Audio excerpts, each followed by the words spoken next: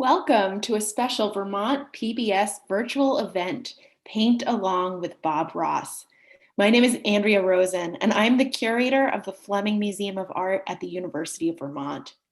I was so excited to get the invitation to MC tonight's event.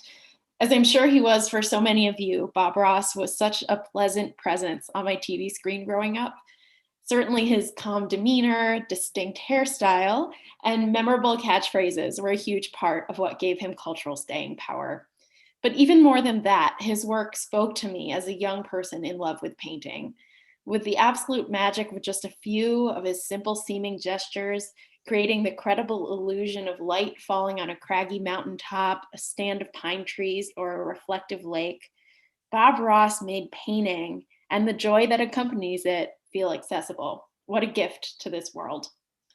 Since Bob left this earth in 1995 at the young age of 52, this class will be taught by Faye Fletcher from her farm in Georgia. Faye Fletcher, CRI, has been sharing the joy of painting since 2002 when she followed her dream and became a certified Ross instructor. Since then, she's had over 5,000 students in her classes. That's a lot of happy trees. Whether the class be large or small, in person or online, she considers it an honor to share Bob's legacy through gentle, patient, and fun instruction. If you have questions or comments during the class, please type them into the comment section on the right side of your screen, and I will try to ask them on your behalf at a convenient moment. I'll also try to sprinkle in some great Bob Ross facts throughout the evening. And without further ado, here's Faye. Hi, everyone. I hope you've had a fantastic day and you are ready to put your dreams on canvas. I love this job. I feel so honored to be teaching you tonight. And I just want to encourage you just to relax and follow instructions, and you're going to end up with a beautiful painting by the end of the night. Okay? Yay. Well, I have my canvas here ready to go, and I have a palette. So what I'm going to do is I'm going to demonstrate each step. And I'll put my liquid white down, and hopefully y'all have watched I say y'all, but hopefully you've watched the video that shows you how to set up your palette. If you haven't seen it yet, go ahead and put down about a Hershey Kiss size of phthalo blue, okay? And then I'm also, at this point, I'm going to get my liquid white that's in the bottle, and I shook it really, really well. And I'm going to pour a little puddle right here. There we go. Now, liquid white is just that.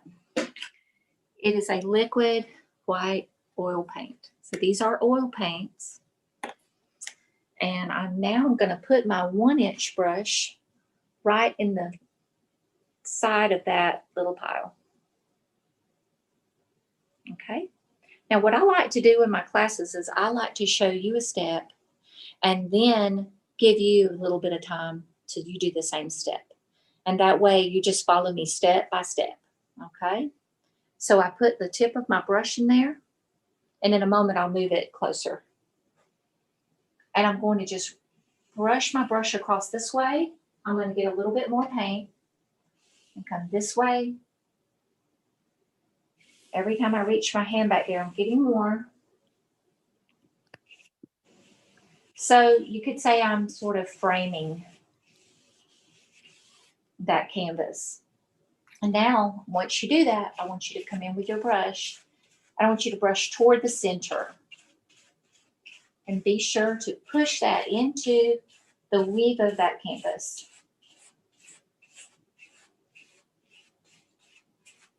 Okay. And the reason we do it like this is because if you go in and you just really flop that brush around, you might sling paint on your neighbor.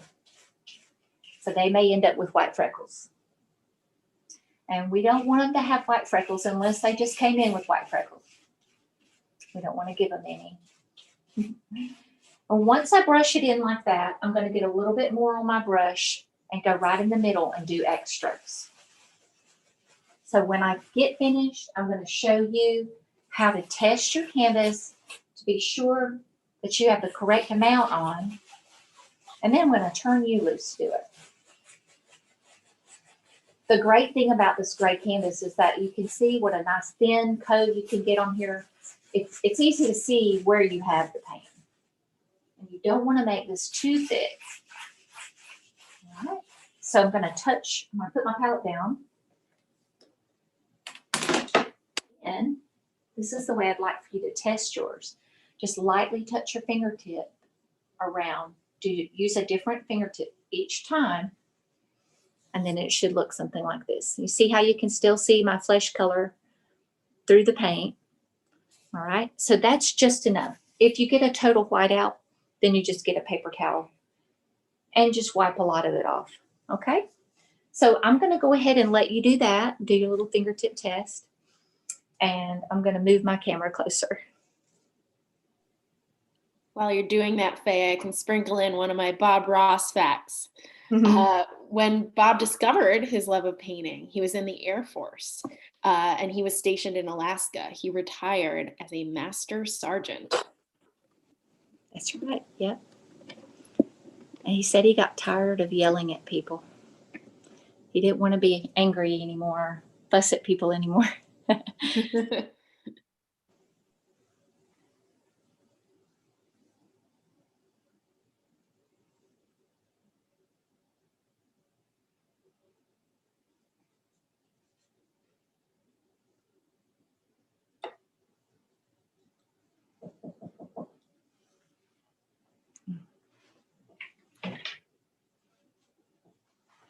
Bob loved to paint mountains too. I think it reminded him of his days in Alaska. I hope I'm not stealing some of your tidbits there. Not at all. You probably know a lot more than I do. I still hear new things every now and then.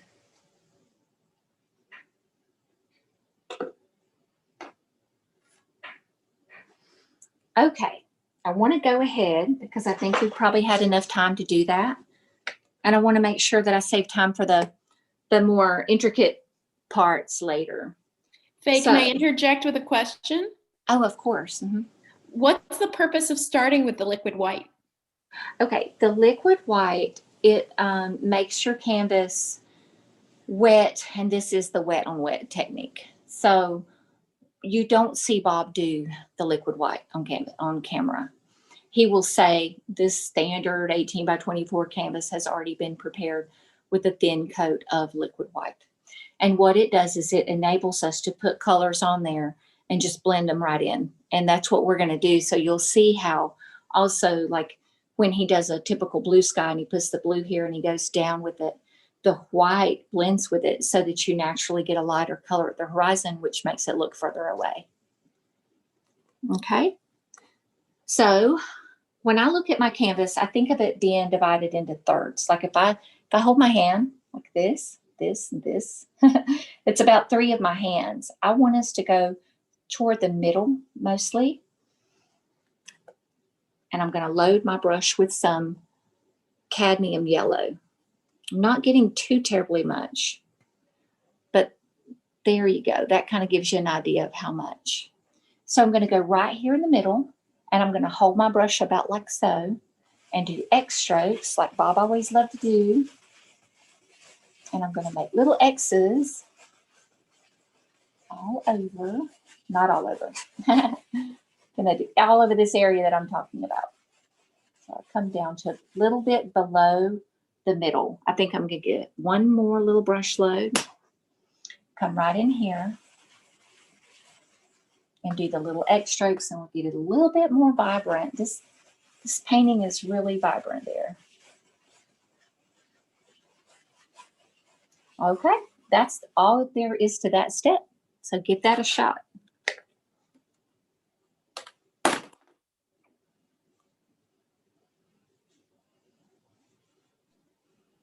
So Bob Ross had a predecessor. Some of you may know this. The Magic of Oil Painting with Bill Alexander aired on PBS from 1974 to 1982.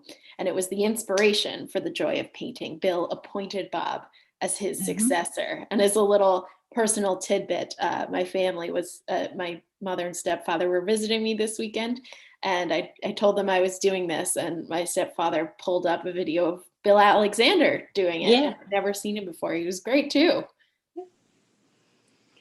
Yes, I've seen in a video where he kind of handed like passing the torch, but I think it was a knife to Bob. So, and I know at least one of Bob's books was dedicated to him. Okay, so notice that the size of this yellow area is about that big. I did go to the edges, but don't worry about it if you didn't go all the way to the edge. So I like to use a paper towel since I'm not going to be beating the devil out of it tonight. I have a paper towel here, and so pretty often we'll have to kind of wipe our brush on the paper towel. So I'm wiping a little bit of the yellow off. You're not going to be able to get it all off, so don't worry about that. And I'm going to lay that down, and then I'm going to come in here and load my brush with a little bit of alizarin crimson. That's this right here. And I will just go in and put a little bit of that on the end of this brush. And it's pretty strong compared to that yellow. So I'm going to start right about here and do little X strokes and go all around to begin with. I'm going to get a little bit more on my brush. So far I've loaded my brush twice.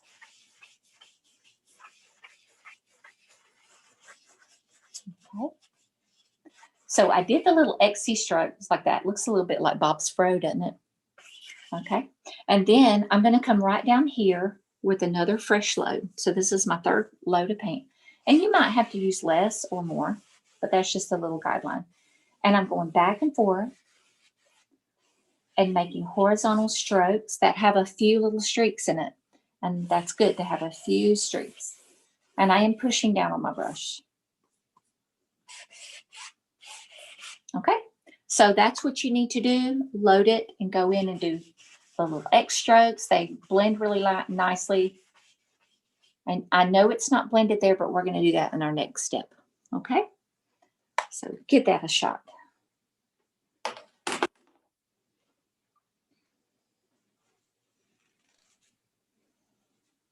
Bob Ross had a pet squirrel named Peapod. That is really cute. It sounds like he was an animal lover his whole life and would care for injured animals when he was a kid, including armadillos, snakes, alligators, and then squirrels. In fact, one of the squirrels, maybe it was Peapod, was on the TV show a couple times.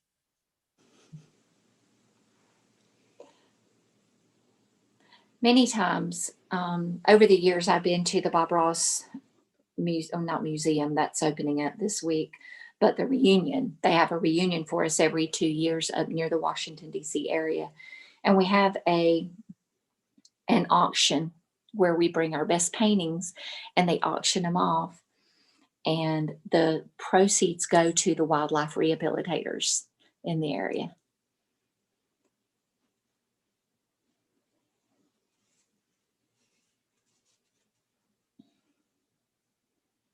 Okay, I'll give you just a little longer to do that. These are kind of easy things, so I try to pace it to where we have more time to do the things that might take a little bit more thought.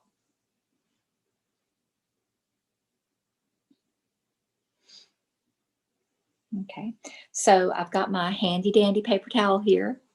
I'm going to wipe it off my brush.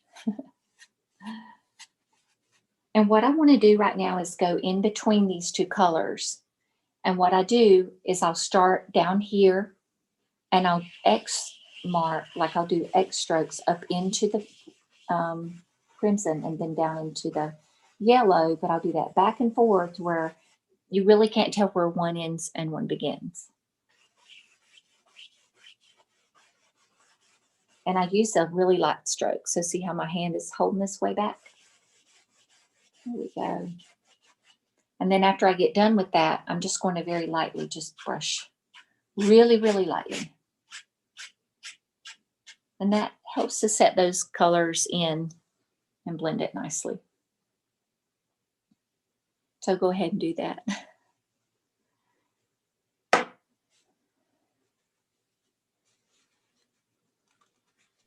And while you do that, I can tell you that the reason that Bob had this fro was he wanted to save money on haircuts, so he got a perm instead. He grew to dislike his fro, even though obviously it was so cemented with his public image, so he had to keep it. Poor guy.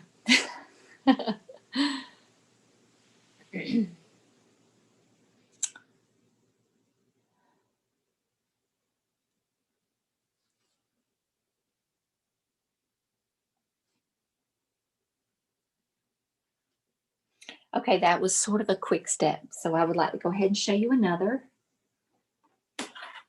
And now we're going to mix a little bit of paint. So remember how you've seen Bob? Yes. Sorry, I missed a question a few minutes ago. Do you use paint thinner on the paper towel to clean off the brushes in between? We're not using paint thinner in this class. Now, if they want to use it at home, they can, but I wouldn't use the paint thinner until at the end of class when it's time to clean them. I just do it dry. If you put paint thinner on your brush now, it might end up too wet. So just kind of do it like a plain dry paper towel like I'm doing, and it should work out great. Okay, so we're going to mix a little bit of paint. And right here, we have some phthalo blue. It's really, really strong blue. And we have the alizarin crimson. So as Bob would say, this blue is like super strong, and might be this or Prussian blue that he would say that a tube of that would color the ocean. But we're going to get about a chocolate chip of phthalo blue. I'm going to put it down probably right here. Now you have your palette paper on your table, so you can do it like that.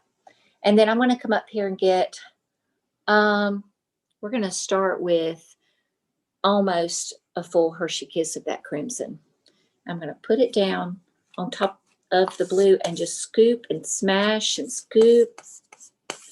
And you just want to mix it till it's a really pretty purple. Okay, and you should be able to see on your palette what it leaves behind whenever you scrape it. And remember that blue is super strong, so don't put as much of that as you do the crimson. I really like that. I may still go with a little blue, but I like to paint really cautiously and just add just a little bit. And then if I need to go with more, I can. Kind of like how Bob would say, it's really easy to add more, but it's a son of a gun to take it off. It can be challenging to turn this back to the color you want it to without making a really huge pile. I remember that from my painting days. Sometimes you just end up with a gray mush. Yes, yes.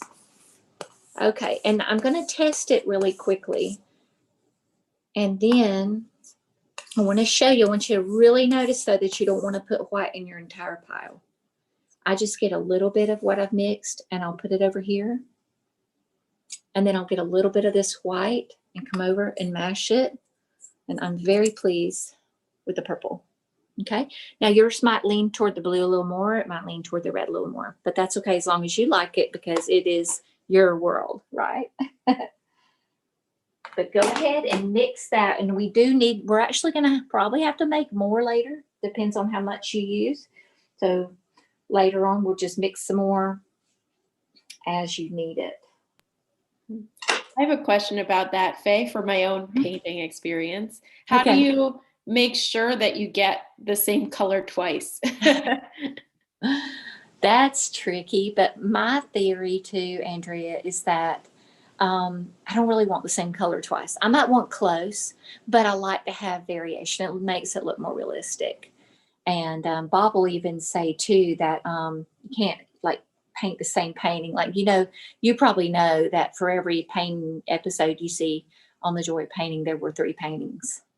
There was the original one that he did, and then whenever he did the TV show, he was looking at that one and painting one.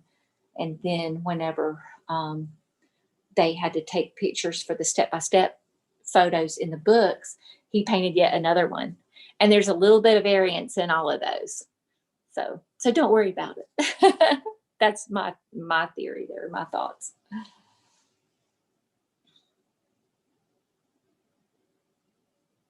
We have a question about what did you do with the white?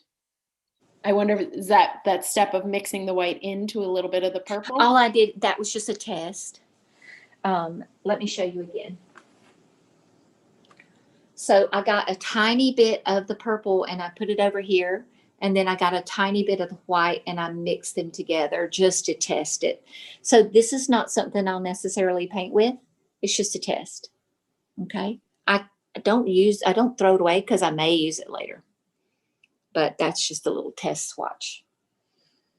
So I want to go ahead and show you what to do with that lovely purple.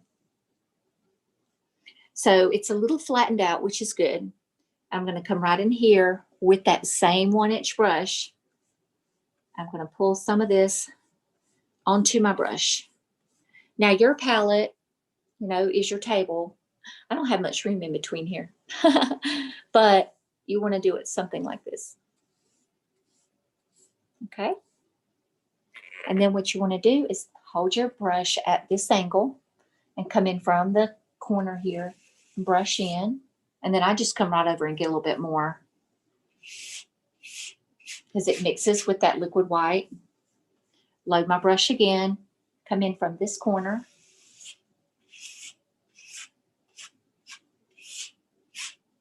I'll give you a little bit more. I do this cautiously, like I say, because if we're not careful, we get to having so much fun that we get carried away and gobble up all of our pink color. Maybe I just kind of scooch it a little bit like that and make a little doer there. It's just floating around in the sky, being happy. Okay. And then I'm going to come right on down here to the side of the canvas and pull in from the outside in. Right there where we have the red or the crimson. I'm pulling in and lifting off so that it's going to be fading nicely into each other, kind of feathered. You'll get kind of a feathered edge. And then you can just kind of swish along the bottom there. And that's all for that step. And before you know it, you have a happy sky. When you get done with that, it's a good idea to wipe your brush. I'm going to go ahead and do it, but I will remind y'all.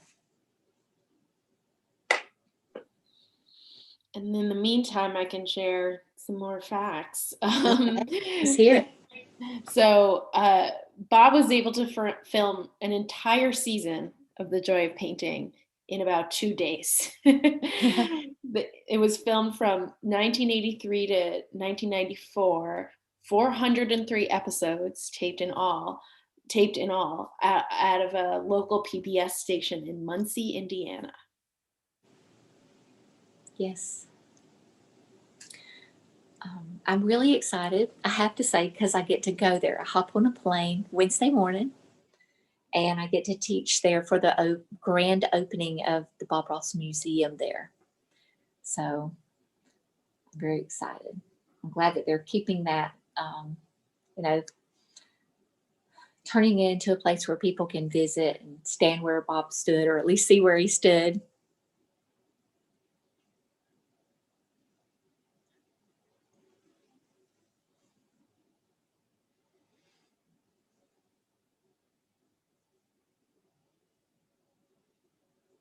Have you ever done a Bob Ross painting, Andrea? I can't say that I have. I guess I could say maybe I've tried out some of his techniques in my own way. Yeah. But well, even if a person chooses to, paint in a different style or something, they can pick up a lot from him and adapt it. And that's what he wanted people to play around, have fun. So I have my brush again. I'm going to wipe it off. I'm not trying to get all the blue paint or purple paint off because it just won't happen. It will not come off, which is fine. Not until you wash it later. So very lightly, holding back here on the end of my brush, I want to brush across here really lightly. Hear it? You have to make the sound. Okay. And what that does is it just helps to set those clouds in. I'm going to do the same thing down here. I'm just going to do it from this way. I'm not really going to worry about the bottom. That's going to be covered. Okay. And after that, we're going to go to the mountains. I'm going to paint a beautiful mountain.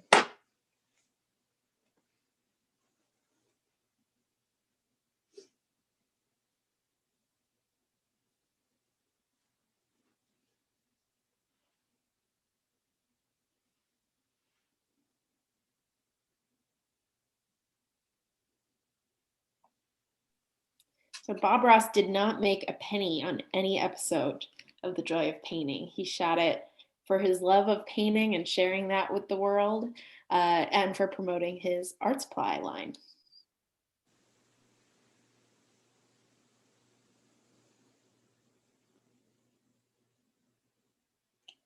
Yep, that's pretty awesome. I don't think you hear that much generosity these days.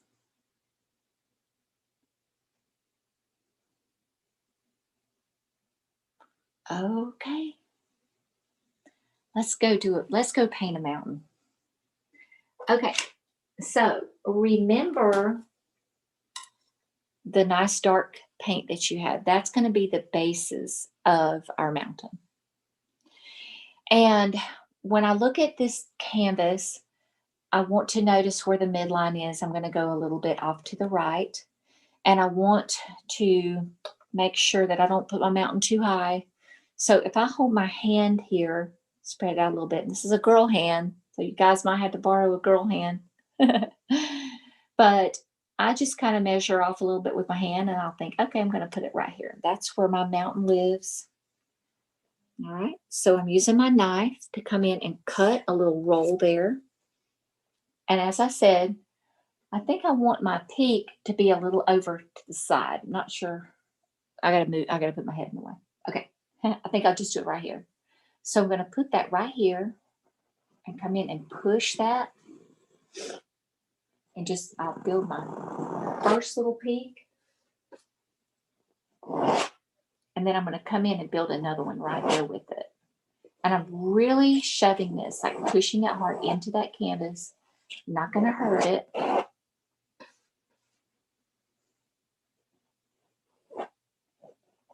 We want it nice and dark. We want it to stain the canvas. Now the canvas is made of a fabric, and you want to push this into that weave. Okay. And so I make my mountain roughly, let's say, about 4 of my fingers high. Okay. So it's not very tall because we're going to pull it down and we're going to make it taller. Okay. So about a spread out hand from the top, and it's only about 4 fingers high, and I've still got plenty of yellow there. So once you do that, just one thing you want to think of is maybe I'll make this one a little taller. Try not to have them too uniform. Try not to have your peaks too uniform. But go ahead and push that dark in there, and then I'll show you what to do next after that. We have a question. What color is that? That is that dark mix that we made. Yes. That dark mix is going to be at the base of your mountain. Also, all of your bushes. So that's why I was saying we'll probably have to make some more later.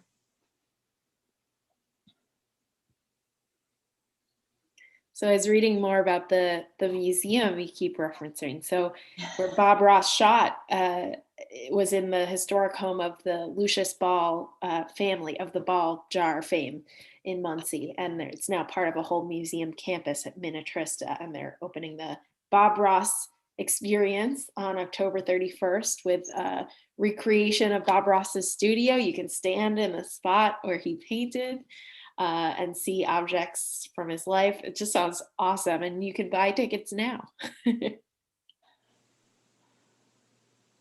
That's awesome.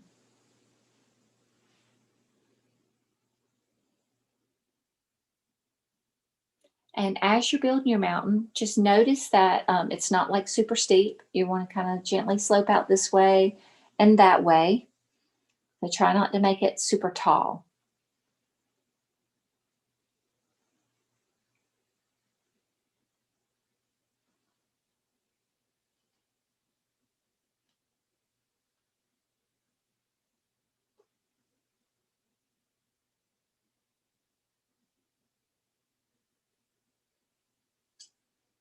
Is the weather pretty chilly up there?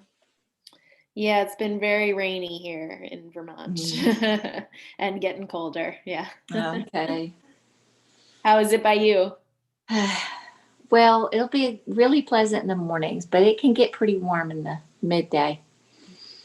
So, but I know cooler weather's coming.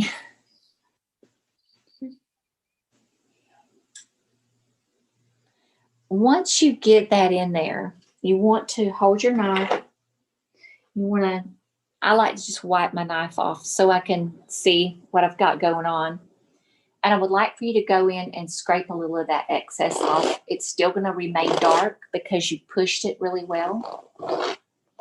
And we're just scraping a little bit of that. So as you can tell, I'm really scraping. I'm not worrying about hurting it. Okay, so you want to get a little of that excess paint out. I didn't go all the way up to the very top because that can, if you're not used to the knife, you might go make what I call a mountain goat or have to build your mountain taller and taller. So you just go in there and just scrape it, still keeping it about the same height as I had you keep it. If yours is taller, it's okay. Don't worry. My job is to teach you the project we have, but it's your world, right? That's what Bob would say.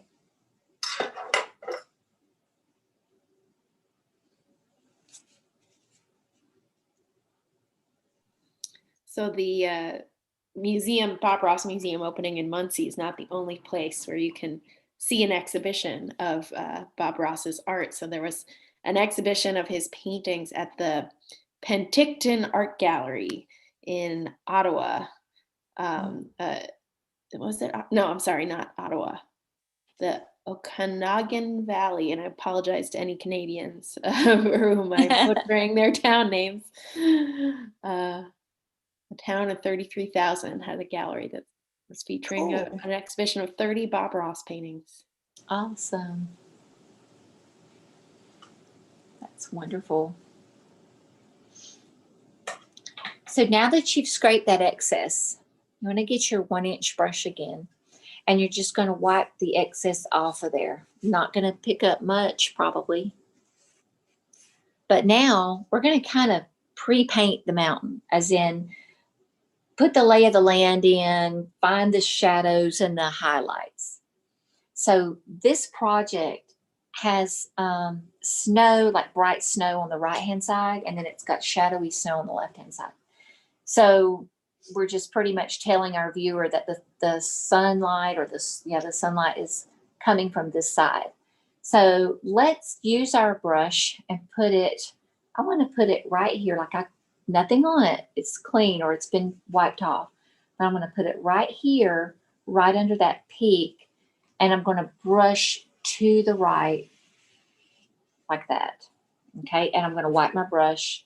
Then I'm going to put it in the next peak and brush to the right. Then I'm going to come under here and brush. All of those strokes are to the right. And I'm wiping my brush in between. And then I'm going to put my brush on the left hand here, the side here, and I'm going to brush to the left. Okay. And then right under there again. So once you brush the right hand side to the right, wiping your brush in between each one, then brush to the left, wiping your brush, and then make sure you wipe it really well for this last step. I don't want us to lose all of our yellow. So you're going to hold your brush here and come in and just do X strokes to make that nice and soft. And this is what's going to make your mountain seem a little taller, because that's, you're going to pull that down a little bit into the yellow, but be careful not to go crazy with it.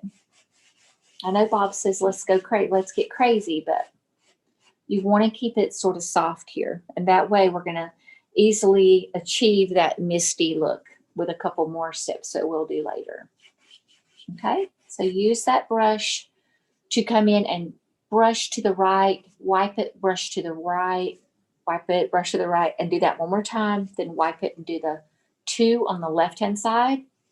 Wipe it really well and go in and do the little soft XC strokes under here to make it nice and soft.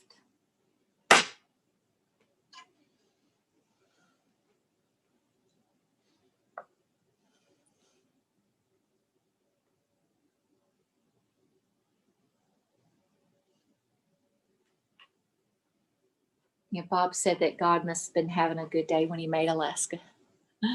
He loved the mountains, and I guess that's why there's so many mountains in Bob's paintings.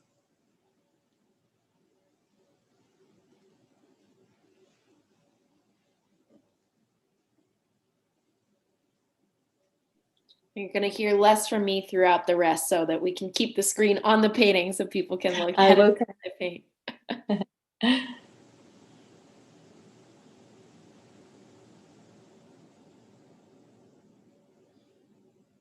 Now, I would love it if you guys would put a hashtag Paint with Faye on your paintings, put a picture on social media.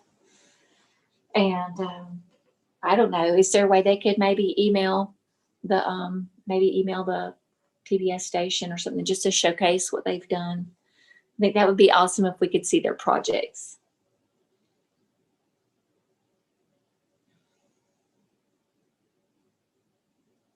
I'll give you a couple more minutes. I know that the mountain sometimes is it's a little intimidating, but don't be afraid. Don't worry. It's your world, and if it's the first time you've ever done it, then let me tell you that I've had lots of people in my classes that's never even held a paintbrush before except to paint their house. And this technique is so forgiving and so nice that at the end of class, they were amazed at how well it looked. And also the next day, it looks a lot better because you're not stressed out, bending over it or concerned about it. It just all, kind of comes together. In our classes, we used to call that the paint fairy. When you come back the next morning, the paint fairy's been there and and so, okay, how about let's put some snow on the mountain. I know it's the moment we've all been waiting for to use our knife. All right. The knife can really be your friend. Just have to keep practicing with it. And I have my thick white. Now that thin white I have is still here. I have to move it so it doesn't roll down on my shirt. But you want to make sure that this next step you're doing is with the thick white. So I'm going to flatten it out. And now I'm going to hold my palette sort of the way your table is. I'm going to hold my knife like this. And then I'm going to cut across until I get a roll of paint that's about the size of a piece of yarn. So hopefully you can see that. Okay. So with that roll of paint, I'm going to come right in here. And I think I'll put it in the main peak. And I want you to notice how I'm holding my knife. I hold my knife very, very lightly. I do not have my finger on the blade. And I hold it very lightly where my fingers do not wrap around, okay? So I'm going to touch my knife right here, and then I'm going to glide really lightly all the way down the mountain. I do flatten my knife out as I go, but see how the paint breaks right there? That's what you want. So I'm going to go in and get another roll, cut across. And I'll go ahead and put a little bit on this peak now. I'm just going to touch. I'm going to let that canvas take what it wants. That's what Bob says. I'll come in right there and put a little bit right there. It picked up a little bit of the yellow, but that's a good thing. I like that. Going to get another roll. Every time I go up, I get a new roll. So now I'm going to drop down a bit and connect my knife right about here and very, very lightly swoop like that in line with the others. Get another roll. And I think I'll come over this way a little bit more. Touch it to the, you touch the actual paint to the canvas and not the knife. It takes a little practice, but don't worry if you don't get it just yet. It'll still be good. I went back over. I always tell people not to go back over, and I just did it. Okay. So I'm going to come right down here below that, and I'm going to do it again. So I travel a little bit, and then I go to the right. So I'm going to stop and let you catch up with that. I'll show you again how to load your knife. It's good if you have your knife wiped off and have that paint nice and flat.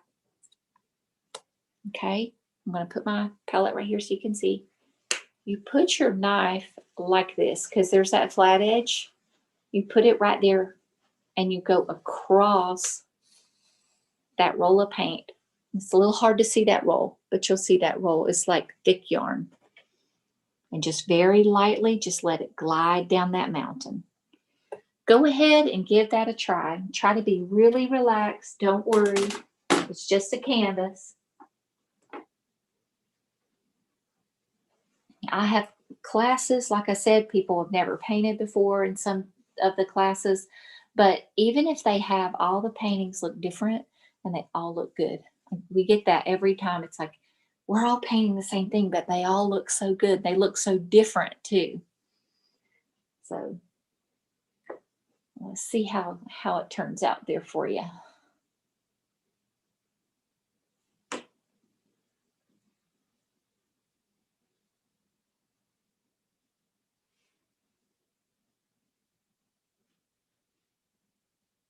I always like mine a little bit better when I can see it in the camera instead of looking straight at it.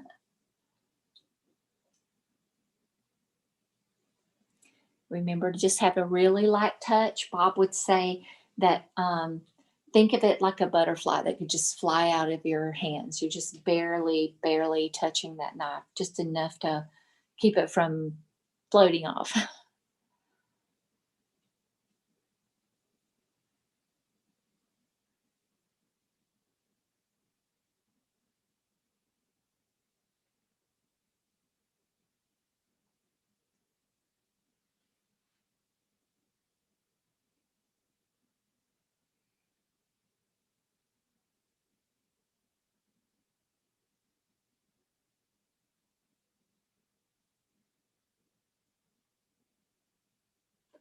Okay. I think we need to do a little bit here in this peak, and we'll do one more little pass with that same thick white.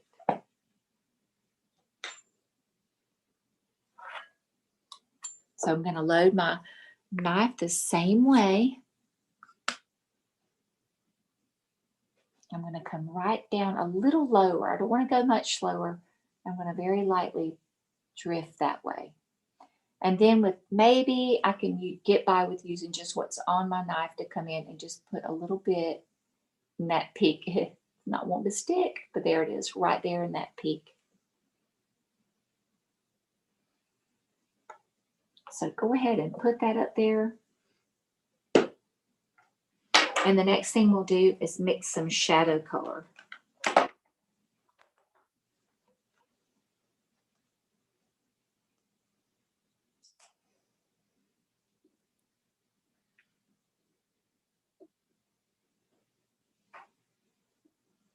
Are there any more questions? Or are they just so busy painting? None just yet. Okay. I want to say too that that if you really enjoy painting, I want to encourage you to consider being a CRI. You can go to New Smyrna Beach and actually have to register through bobross.com. But we have CRIs, which means Certified Ross Instructor, all over the world. But when you go down to New Smyrna Beach, my friend Nick Hankins is the teacher trainer down there, and he does a wonderful job. It's right there on the beach in Florida, and you can see a lot of Bob's paintings there. They're on display, and they're beautiful. But lots of wonderful memories are made there, down there at that workshop. And so just want to encourage you to, think about that. It's been a wonderful career for me.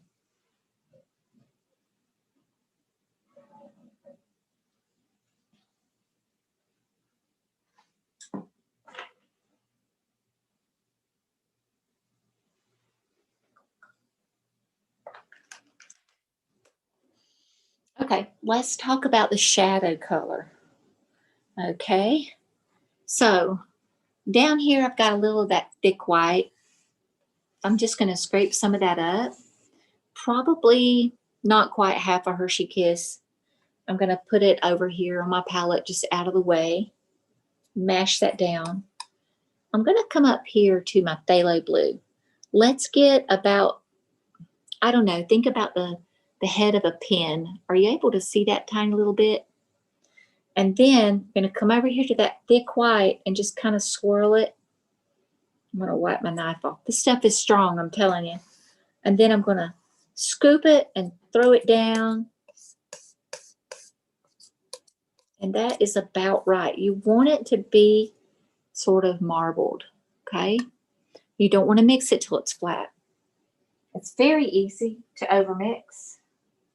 So you just want to mix it to where it's swirly. And then when you go in and you get a small roll, you don't need a really big roll like you had before, but something like that. Then you can come right in. I think I'll put a little bit right here. Tuck that in.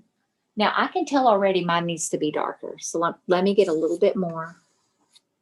It's hard to tell till it's actually up there. Wow, that's pretty bright.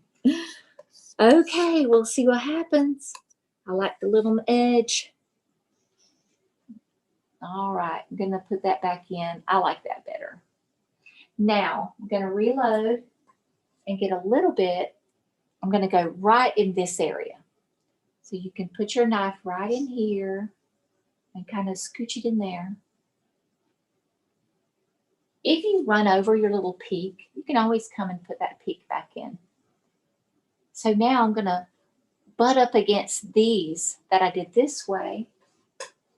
I'm going to kind of connect with those and then go this way. Very lightly. Very, very lightly.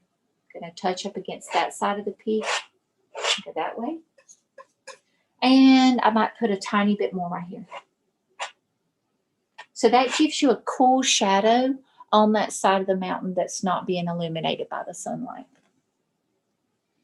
So go ahead and give that a shot. And in the meantime, I'm going to wipe that knife.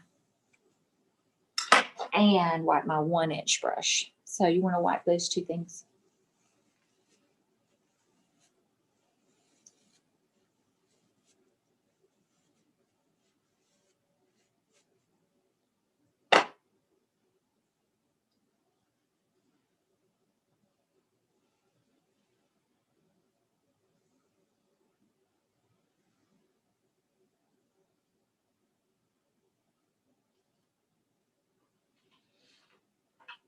I hope you guys are having fun. Yeah, we've got a question. Yay, lay it on me. Can you paint over the canvas to do another painting? I hope none of you dislike your painting so much you're planning to paint over it. But yeah, and also too, if you're thinking that now, go ahead and finish and then see it in the morning, okay? Sometimes if I want to use a canvas as a practice canvas, then before it dries, I might scrape it off. But if this is your first painting, I urge you to keep it. Even if it's not, the thing is it's always good to look back and see how far you've come. I still have my first paintings. And I didn't have a class in my for my first one.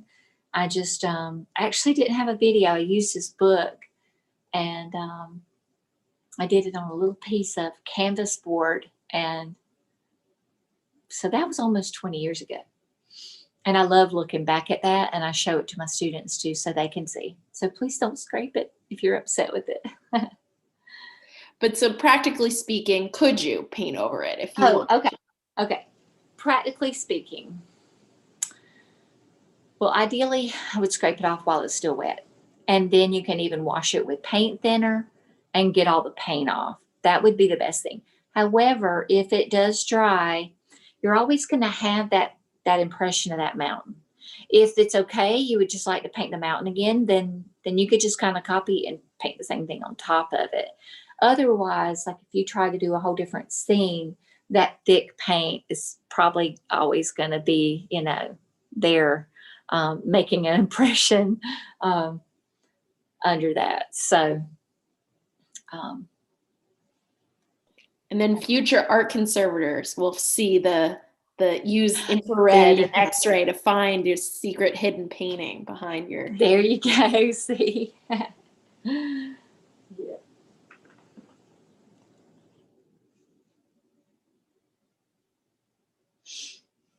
So you use infrared to see certain things. I don't know much about what kind of detective work or tools you use in your detective work, but it sounds interesting. Yeah, art conservators use a number of different imaging technologies, and I don't know them off the top of my head. It's not my profession. I just know a lot of them. Yeah. But some you can use to see under drawing, some you can use to see under painting. Different lights bring you different layers. Ah, okay. Okay, that's really interesting. I hope you guys are doing well on the mountain part. I just want to encourage you, if it's not looking the way you want it to look, that doesn't mean it's wrong. Okay.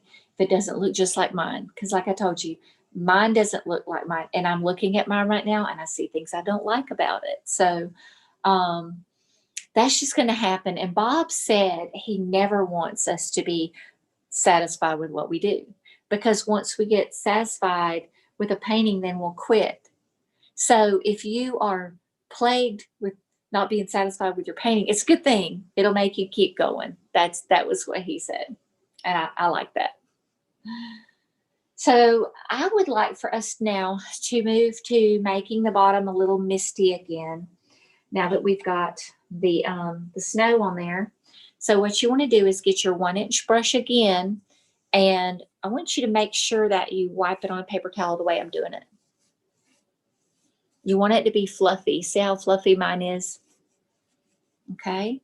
And it's going to still be stained. You can't really clean it totally. So what I want to talk to you about is this is going to be done on like the bottom third. So I'm holding my hand there because I really want to stress to you not to go over the whole thing. Okay. So what I have you do is touch your brush straight on very lightly. And I said touch. Okay. So don't tap it, just lightly touch. And you kind of go up a little bit and then down a little bit, up a little bit. And what this is going to do is just kind of diffuse that paint that is on your canvas there. So I have my paper towel handy in case, because I'm going to probably pick up some white there. So I'm touching, going up and down. Okay, now I'm wiping my brush, and I'm going to do the same thing on this side. Okay, so it's important that you go up and down this way, this way. Don't go like this, because that'll chop your mountain off. Okay, now once you go up and down like this, and you do that bottom third, I'm doing it again, but you don't need to do it but once. Then you wipe your brush and very lightly, 3 hairs and some air, touch and just lightly sweep up a little bit. Not very far, but you want to do it soft as a whisper. Like, you got to make the sounds. Make the sound. In my class, I listen to make sure they're making the sound. Okay, and what that does is it diffuses the bottom. It makes it look like mist at the bottom. And it also kind of helps make it look kind of further away. So go ahead and do that. And then we're going to go down and paint some footy hills, as Bob would say.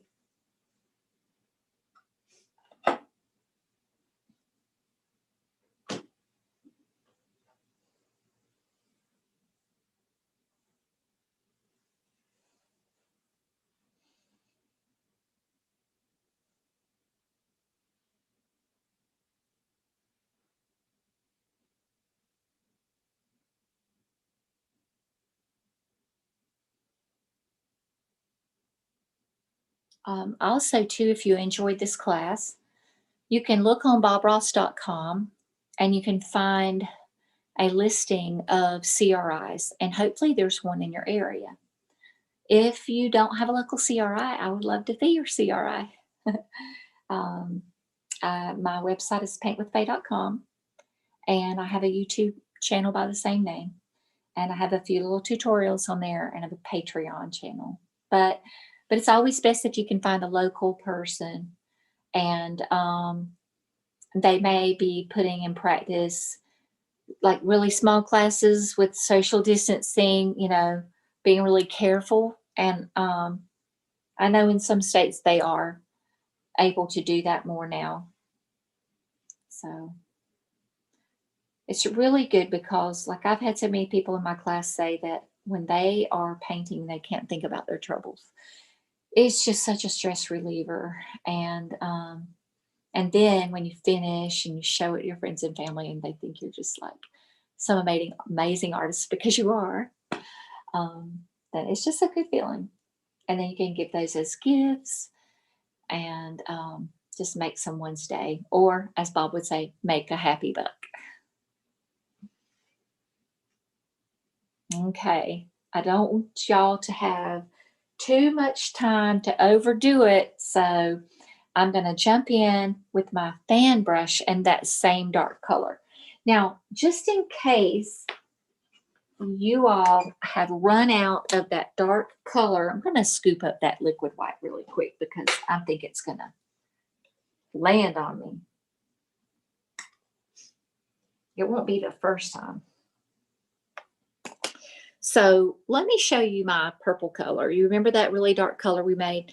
This part right here has been mixed with white. I'm going to scoop it and just put it over here out of the way. So this is how much dark I have. I know I'm going to need more.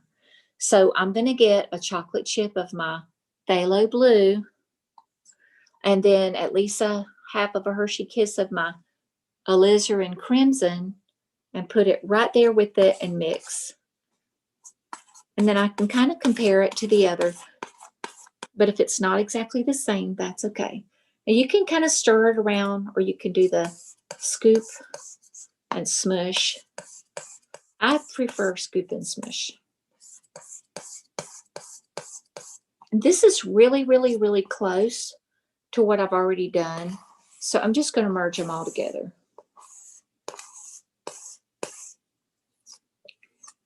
Okay.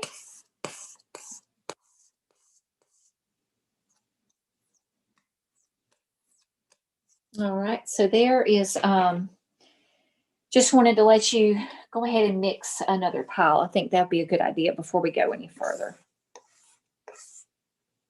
So you want at least, I'm going to say, a Hershey Kiss and a half worth of this dark purple. What were those colors again, Faye? That is about a chocolate chip of the phthalo blue, and then a half of a Hershey Kiss, or a little more, of the alizarin crimson. Always more crimson than the blue. Okay, the blue is a lot stronger. And then just smash it together and mix it with your other pile, and you should be good to go.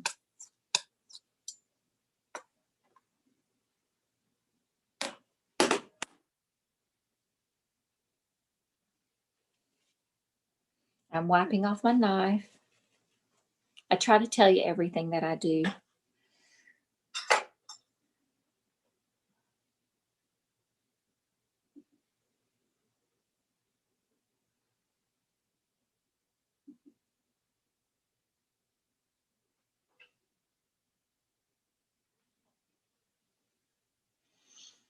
Okay. So we're going to use our fan. And this is the Bob Ross number 3 fan. And I am going to grab my palette up here and just use my bristle fan. You can come in and kind of brush back and forth to scoop it onto your little brush there. But then I like to kind of groom it this way too. You want a lot of paint, okay? Because a thin paint will stick to a thick paint. This is, we had a thin paint down there below, and then we added a little bit of a thicker paint. Now we're going with an even thicker paint. So, and then later on some of this, we'll add a thin paint on top of that. So that's what makes a technique work. So I've loaded it really well. And I want to talk to you about where your foothills live. And if you want to, you can practice them on this side. And then that way you kind of get the hang of it before you do the ones out here in the middle. So I hold my brush at this angle. So I'm going to hold it so you see. Okay. So as I'm holding it, it's kind of a 45-degree angle, probably. Well, not quite. To my canvas. But I'm mostly painting with the top, say the top 2/3 or so of my brush. So I'm going to come right in here and hold it at an angle and stroke down. And as I do this, some of my trees are going to get lighter. See how they were darker to begin with? And then the more I do it, the lighter they get. That just means I need to reload. And then I'm going to come right in again and put more in. They need to be close together because every tree needs a friend. There's just a bunch of friends here. I love it that it's picking up a little bit of that alizarin crimson. I'm going to load it up again. And I'm going to go across, but then I'm going to show you how to vary it some.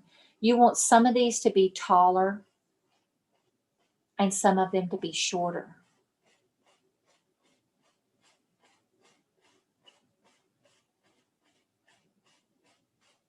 All right, they're very pale right now, but I'm just showing you where I'm going to put them. I'm going to go in, and I think I'm going to wipe a little bit of that off there because I got so much white on it. But I'm going to load it up good. Now, let's talk about making some of these closer together and then keeping some of them kind of low so that we can still see some of that yellow. I'm going to make this one a little taller, and it's darker. You want it to vary in hues because then that shows that some of them are closer and some of them are farther away. I also bring some of that down into my red, into my little crimson area there. So if I have a nice dark one there, I'll pull that down.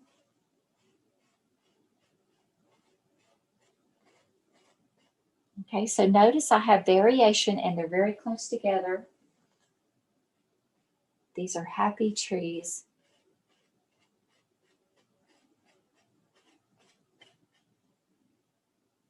I'm going to come in here and paint a few more there.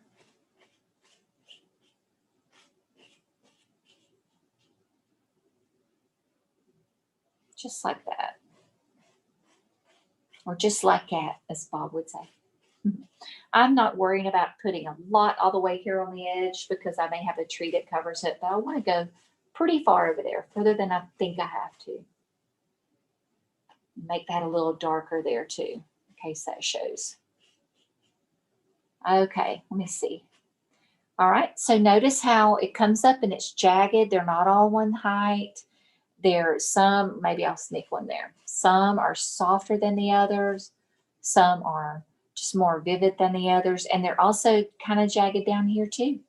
So go ahead and put those in. Hold that brush vertically and reload it often and put those trees close together because they love each other. They're friends.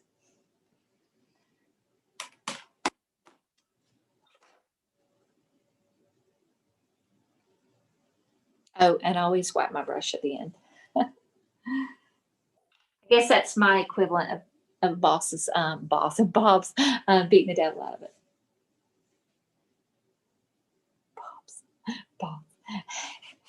I had a happy accident right there, so I'm smoothing it out. It might look like a little trout lived there.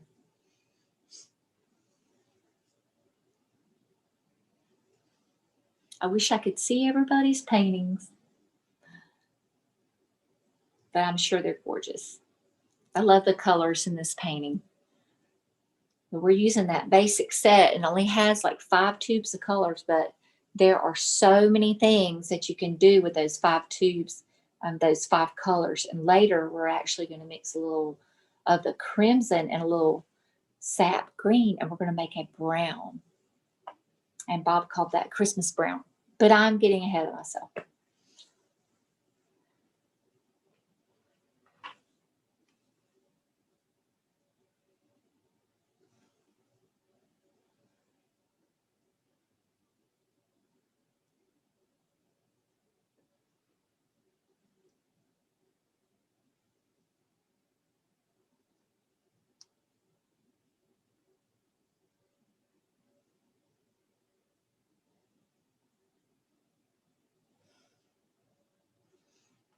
All right, I hope y'all are having fun, painting happy trees.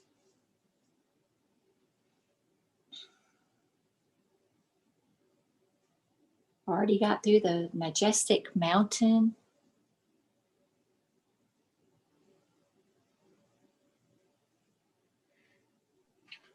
I wanted to mention, that idea of that limited palette, I think is so impressive and exciting. It's one of those magic things about painting.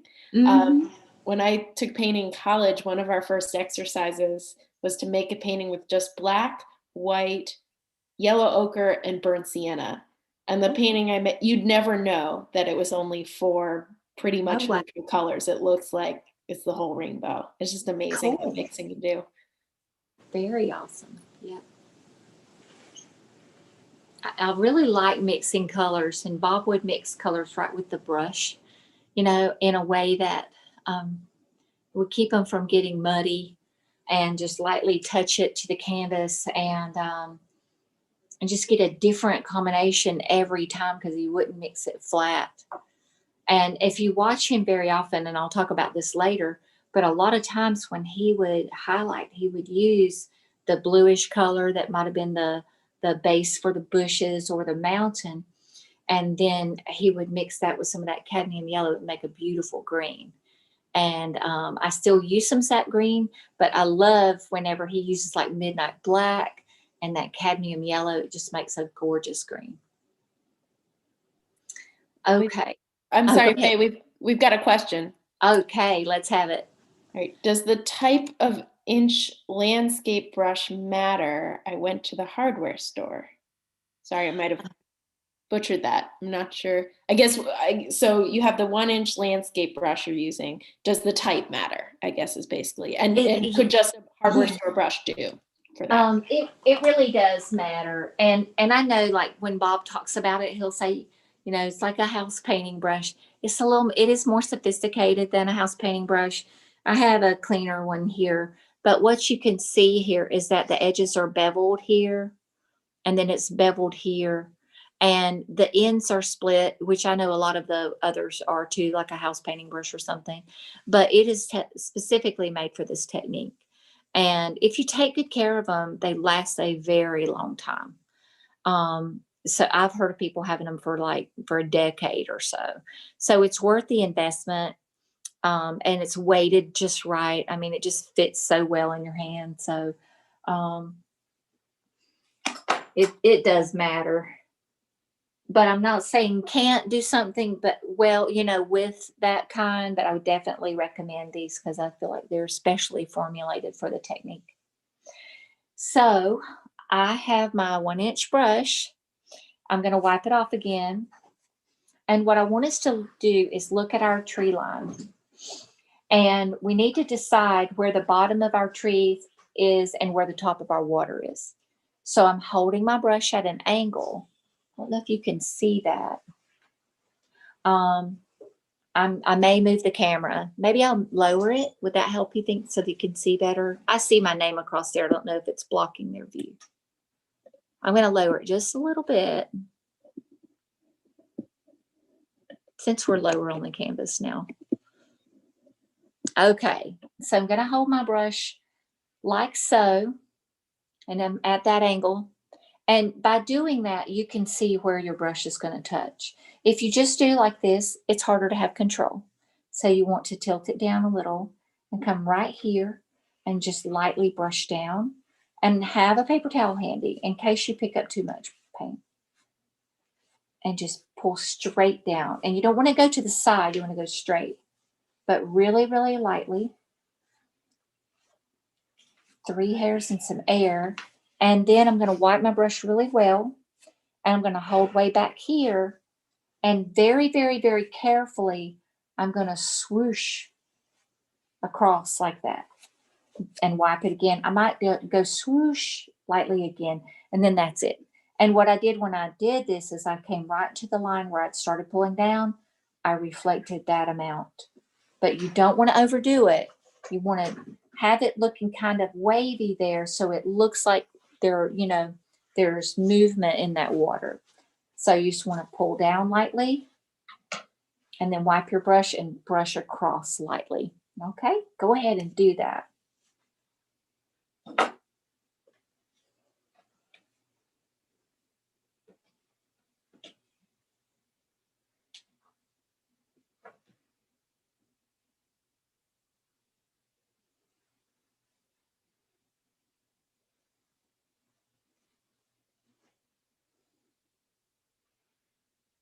The next thing we're going to do, but I'm not doing it yet, so don't worry.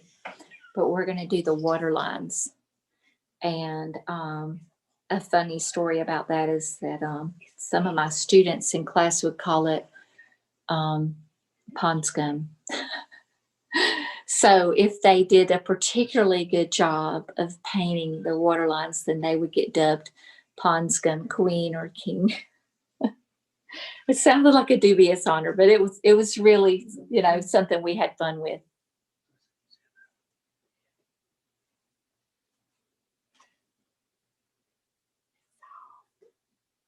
Okay. Okay, let's pick up our knife again.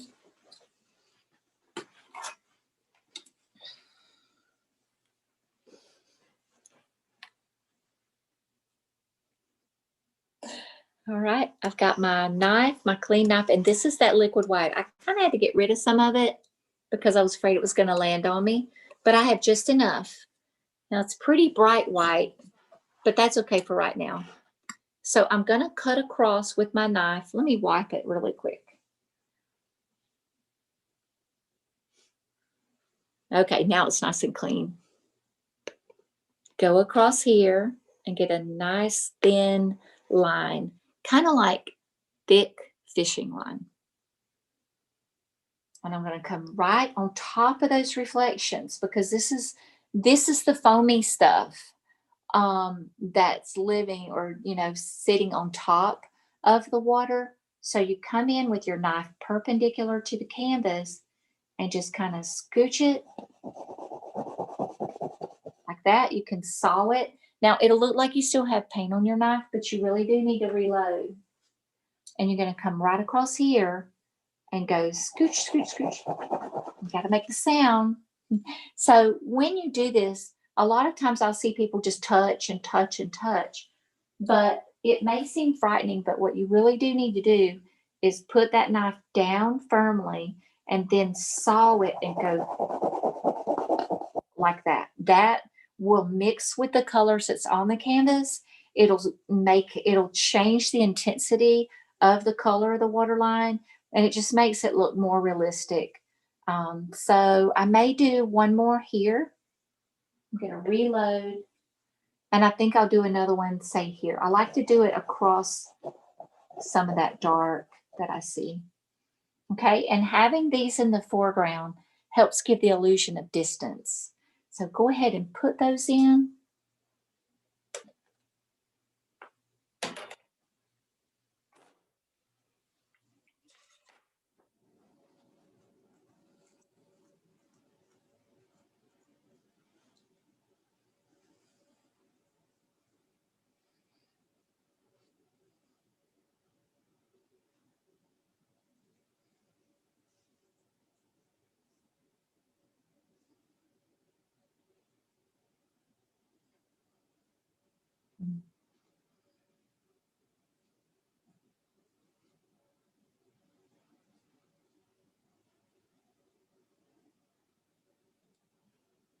So feel free after you get done painting to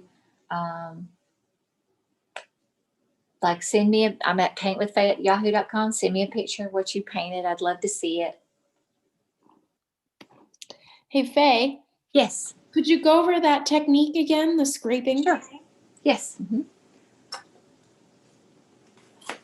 So this is liquid white, okay? This is that thin white that I scraped up most of it so it wouldn't fall on me. All right, so I flatten it out and I'll wipe my knife. And I'm gonna go through and get a thin line on it on my knife like this, like thick fishing line, okay? And then what you do is you hold it with the paint down and you put your, I'll put it over here. You put your knife onto the canvas and you can use pressure here.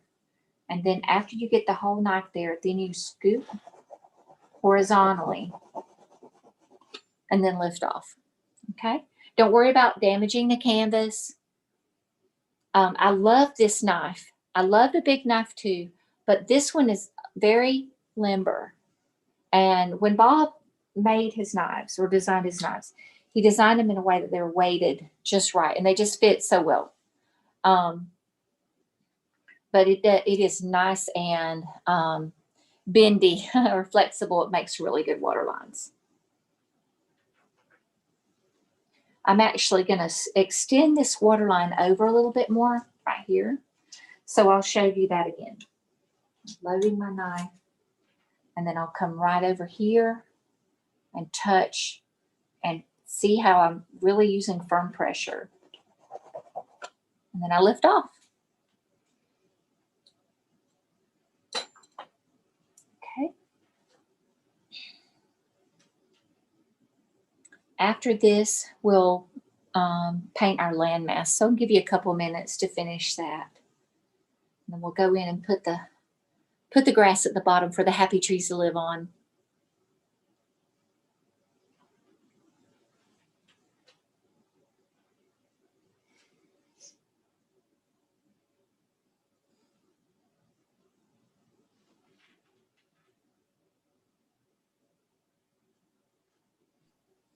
Faye, can I ask you about your easel? I've never seen an easel like that. Yeah, this is a Bob Ross easel.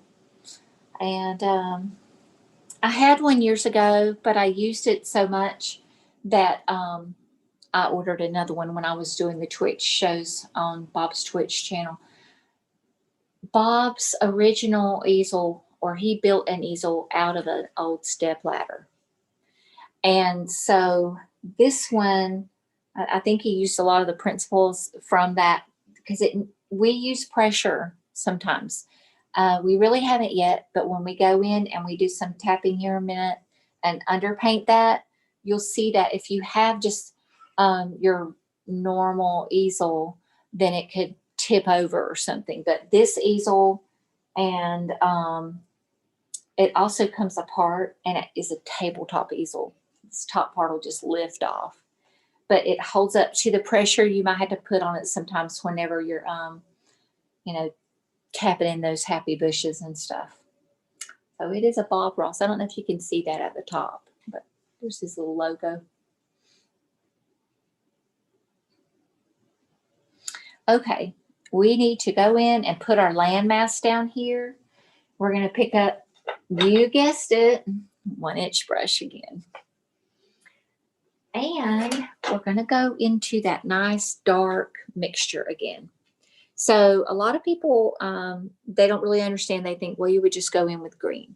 But you want to put the shadows in. And so we call this the underpainting.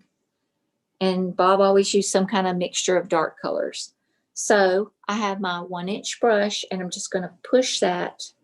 Like he would say, you push it and you see that little ridge of paint there. Okay. And so you'll see these little peaks and valleys here. That's what is on your brush, the mirror image. So I'm going to hold my brush right along here, and without covering off all of my crimson, because that's really easy to do but I want you to see how I'm going with the lay of the land and I'm tapping in some dark underpainting.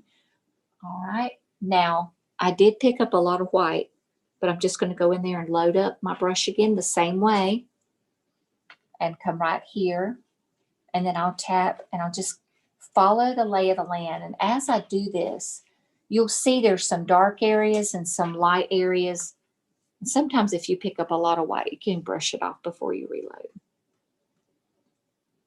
I'll start over here. And it is important to get this area down here really dark. Push like that to get that texture. And that's where having a true Bob Ross brush is just so important, because it'll give you that texture, whereas a hardware store brush usually won't.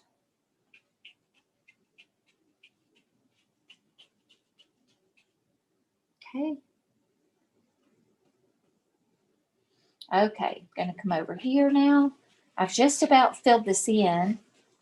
It's important that you fill it in nice and dark.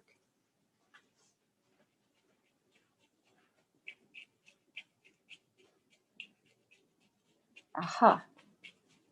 And keep doing this with the lay of the land to fill in. Try not to just hit at random. You want to do it with the lay of the land. Okay, and that just means follow the contour of the land. So go ahead and put that in.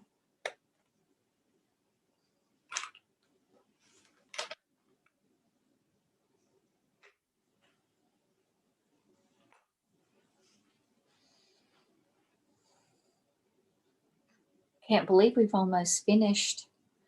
Just have a few more steps and we'll have a masterpiece.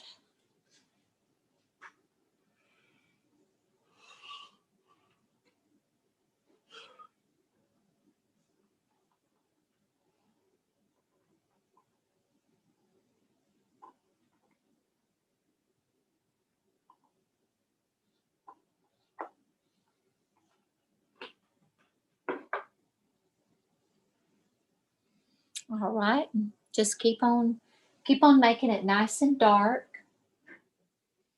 If you've already finished and you don't have at least a Hershey Kiss of the dark mixture, you could mix a little more, because we're going to need it to put these 2 or 3 dark trees in. So while we have a little downtime, you might want to mix a little bit more dark.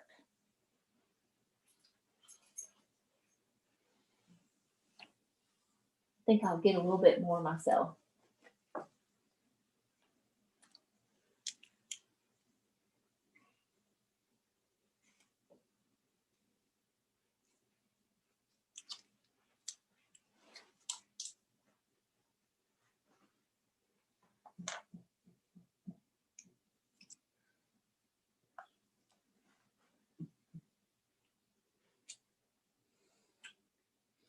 Okay.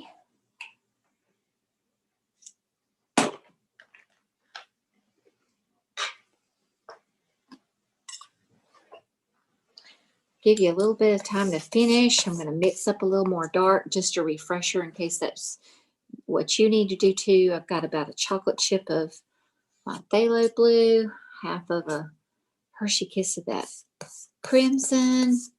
Going to mix it. I'm just going to mix it with what I already had there too. Just want something nice and dark and purple. If it's more blue, it's okay. If it's more blue than it was before. Just want it to be nice and dark.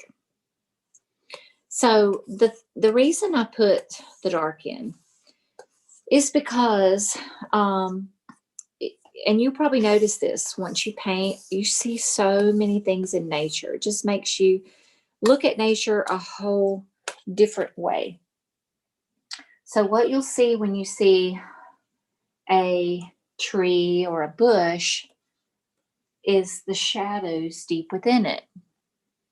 So you have to start with painting, or you don't have to, but we choose to start with painting the shadows, and then we highlight the tops where the sun would be hitting it, and we would see the color of the plant.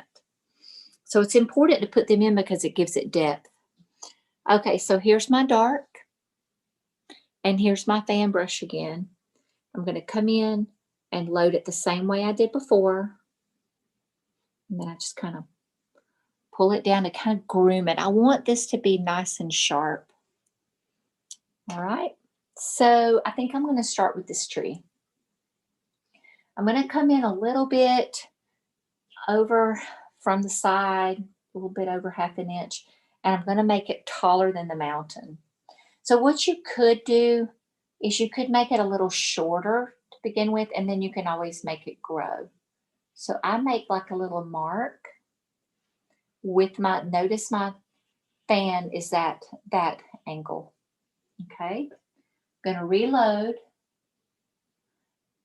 After I make that mark, I come in with my brush kind of pointing to the right because I'm right-handed. If you're left-handed, you may have yours pointing to the left. And very lightly, I'm going to touch at the top to make my tiny little branches. And then as I go down,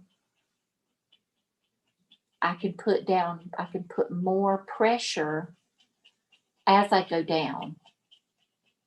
And now you notice it's picking up that liquid white. I'm going to flip it over, get a little bit more off of it, but I am going to have to reload. But I got, excuse me, I got that much out of one brush load there. So I'm going to load my brush again, and I'll come right in here. Now, as I go down, I'm using more pressure, and I may run out quicker. And now going over that waterline helps to put that waterline in the distance. Okay, now that's not really dark enough, but it's okay. I've got it in there now. I can actually get a little bit more of my dark and go back in. It's best to reload a bunch and make it dark as you go, but sometimes if you're new at it, you might have some pale stuff there. Just make sure you go in and add it nice and dark. And I'm going to keep building it to where it's good and dark. And I'm pretty happy with that. You can go in and make it a little taller, or you can keep it there. And I'm going to jump over and do 2 more. It's the same technique, but this will just give you 2 more chances to watch me. Or if you feel really good about it, you can go ahead and get started. All right, so this tree is going to live just inside a little bit more than the other one over here. And I'm going to come in and make my little mark like I did before. And then I'll turn my brush to the side and come in with the little corner and then just touch. Now I'm going to slow it down and show you. Do you see? That's how I'm doing. Watch my brush. And as I go down, I'm pushing more. I do need to get more because I want it to be dark. Don't neglect reloading. I might come back up here. And if you have a lot of snow on your mountain, it picks that up. It kind of fight with it a little bit. Reload. And then you want to keep coming down. As you come down, you can flip it. Then you press harder and you use more of the surface of the brush. But up at the top, because those are little baby branches, you just use the corner and a really, really light touch. So there's that tree. Of course, we have to give him a friend. And his friend lives right here and he's shorter. So I'm thinking that he probably gets picked on a little bit. So he's got a big tree friend that protects him. It is a nice thought that he always has a protector. Okay, so I'm going to flip my brush and come down, and they do kind of mesh together, which is fine because they're standing really close.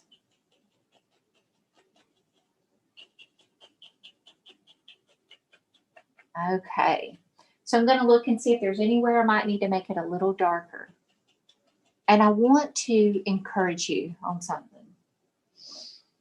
You've seen how I am making these trees. This is one of the ways Bob did his trees.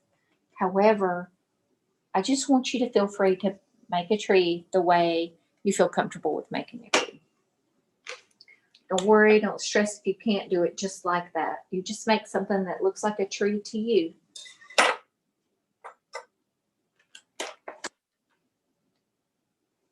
Because this is your world. And I'm wiping that fan brush, by the way.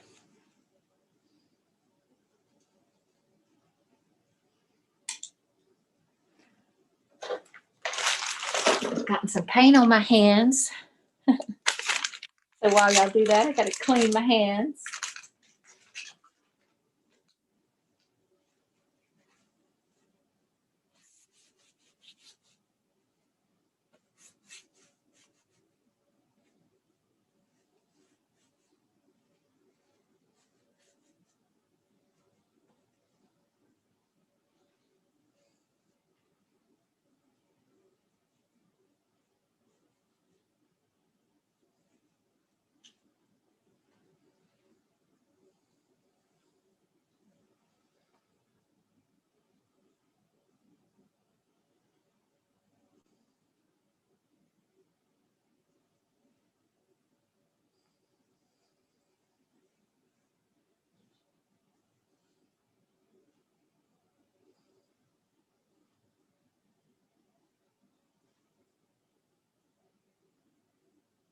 Yeah, Bob used to say that paintings sometimes they sell for the different colors. I think he said color more than content. And paintings with vibrant skies and like beautiful clouds and the sky reflected in the water, stuff like that. They really do catch people's eye, and even sometimes the colors may seem like they're a little surreal, but you see a lot of these colors in nature. I think a lot of times we're just so busy with the rigmarole of life that we don't get to, get up early in the morning and watch the sunrise or see it set. But there are some beautiful, beautiful colors up there. Lots of beautiful ones. So I hope you guys are doing well on those trees. I wish I could see them. Just keep them dark. Keep your foliage close together.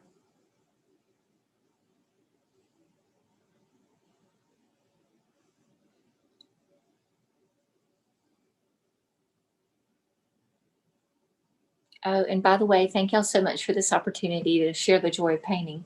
I jumped right in, and but I really do appreciate it.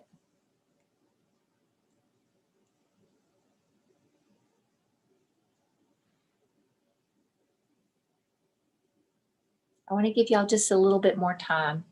This is one of the steps that I find my students need just a little extra time. So I want to give you that so you don't feel rushed.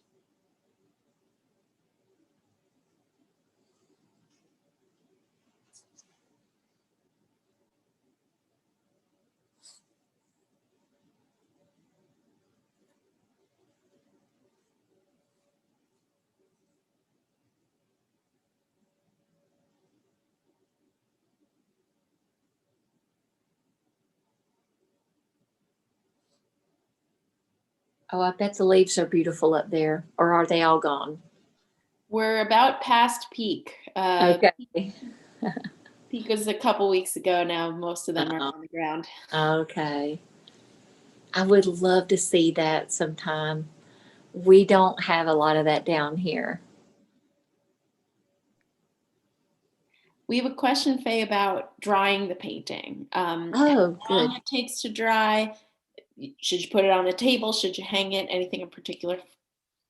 That's a really good question. This painting, especially up there in the colder areas, depending on where you keep it, don't be surprised if it takes about 3 weeks to dry. Okay. If you keep it in a nice warm place, it might be 2 weeks.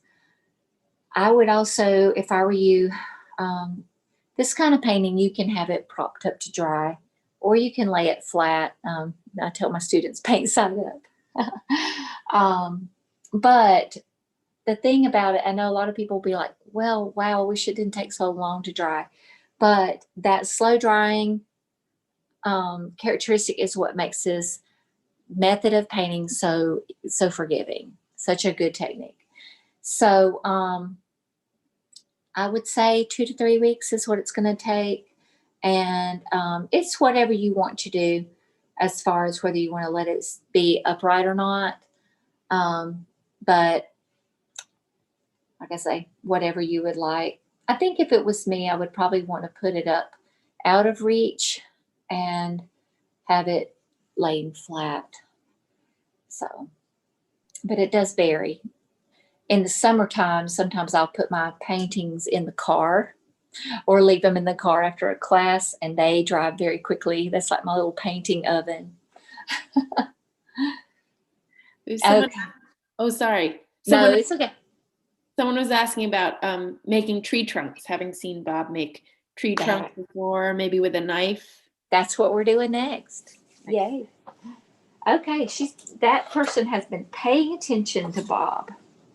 All right, so we're going to make tree trunks, and this is one of my favorite things to show people to do. What you want to do is come over here to your alizarin crimson. Now, in my classes, we call that alizarin and then some. So that's alizarin crimson, and that's about a chocolate chip. You want to put it down and come over here and get about the same amount of your sap green and lay it right there by your crimson, and then mix those together. Mix them very thoroughly, and it's going to make what Bob called Christmas brown. Just going to mix that. And I remember the first time that I painted a painting, I was painting from the books, and I thought it had to be a typographical error. There's just no way that we could be making brown from green and crimson, but I was wrong because it does make brown. Now it's a transparent brown. So once you've mixed it thoroughly, we're going to add a little bit of the thick white. Okay, I'm going to give you just a few seconds to mix that so that you're doing that along with me. Equal portions of sap green and alizarin crimson, about a chocolate chip or less of each. You don't need a lot. And just smush it, and it makes a beautiful transparent brown.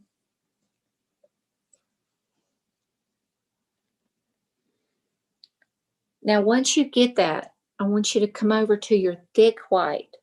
This is titanium white. And let's just see, we're going to start with, we could even start with a half a chocolate chip of the titanium white and lay it on and just kind of swirl it. You don't want to mix it too much. I think I did need a little more.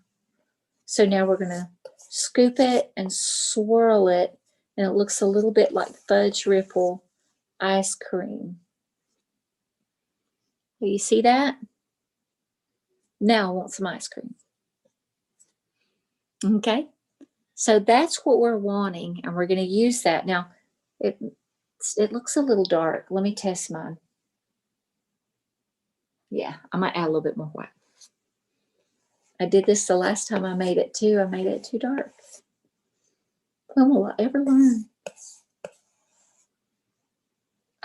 That's better. I still think I need a little bit more. Don't go crazy like I am. I like that better. It's still swirly. It's a little bit lighter. And then I'm going to cut across and get a roll. You want me to wipe my knife? I think I'll do that.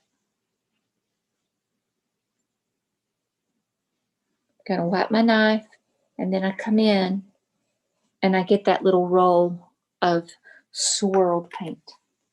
All right. And now, very lightly, you want to come in here and just pull to the side and put some of these trunks in. And you don't want to put trunks all the way down.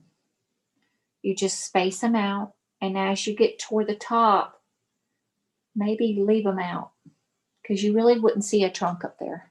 I went a little too high there, maybe. I was just having too much fun.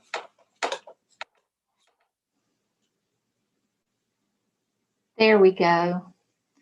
Put those in really quickly. A lot of that's going to get covered. And then we're going to go in and highlight our trees. Okay. So leave spaces. We'll come in and put foliage and cover those a little bit.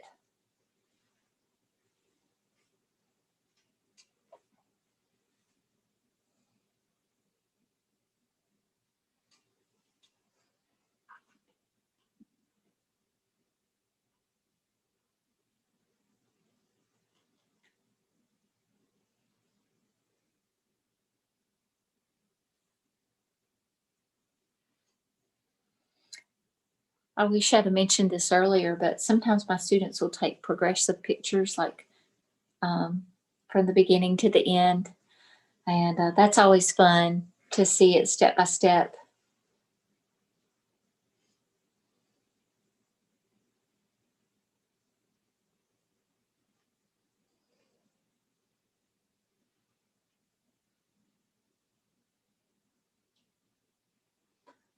Okay.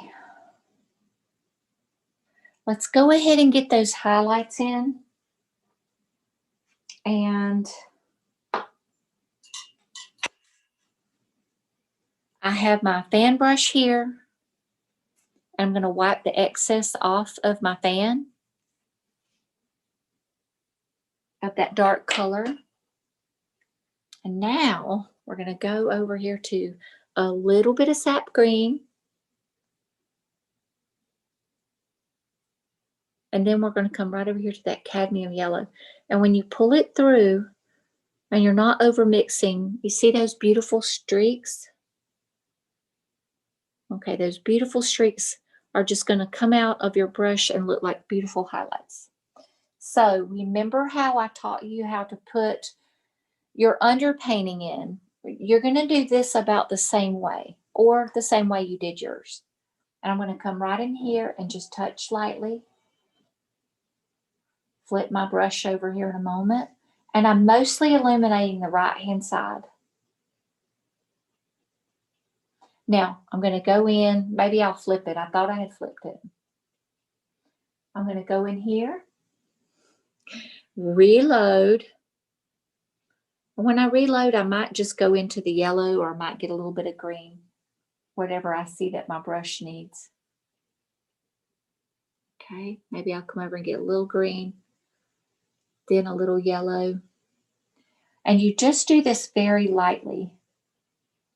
And you just touch and you save a lot of your dark. Don't kill all that dark. You need it, especially on that right-hand side. Okay, I'm going to come down. And as I come down, I will push a little bit harder. Get a little bit of this sap green and then a little yellow. All right, and if you're feeling good about it, you can go ahead and get started since you have had some practice building the trees. And then I'm going to come right over here and do the other two. Starting at the top, very lightly flip the brush and always go across that area where you don't have tree trunks. So every time I go to my palette, I'm reloading the same way I did before. A little bit of green and a little bit of yellow.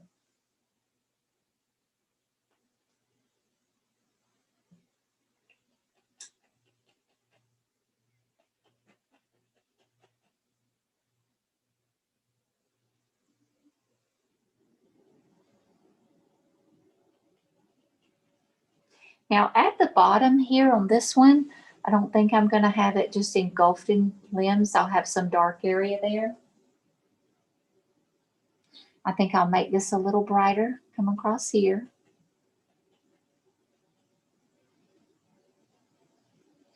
And I'm going to come right along here and tap this in. Flip it. Maybe a little bit more yellow here.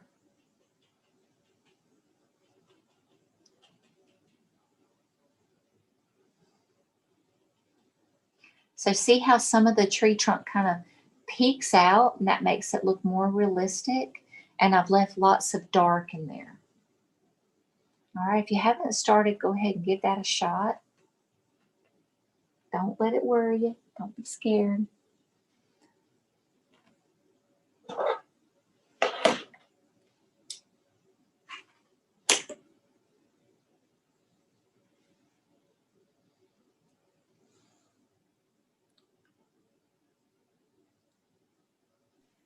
Faye, was this from a particular episode of Bob Ross, or is this one of your own, or from a book?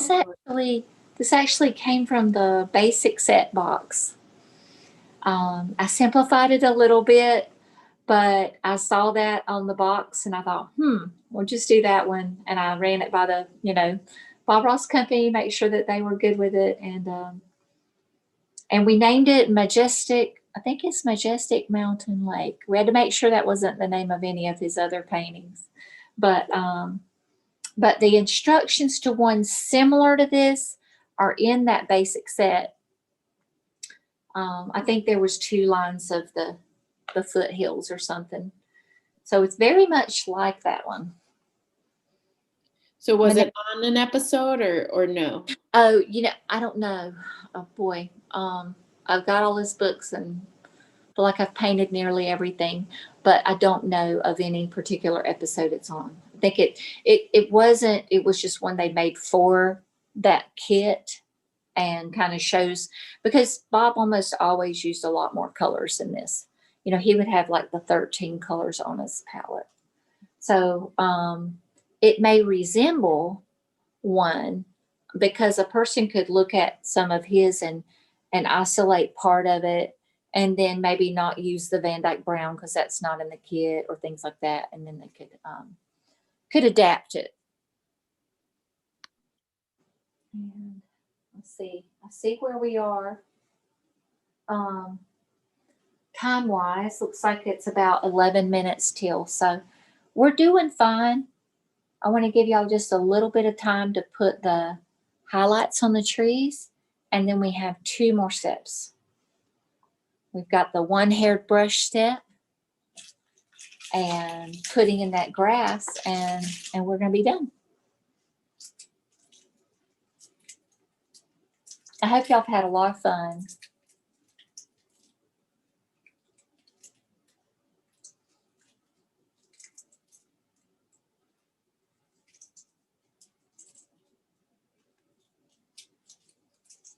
Trying to think of some of the questions I get asked the most.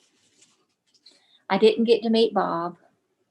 I didn't get certified till 2002, which is a long time ago, but I think he passed away in 1995. And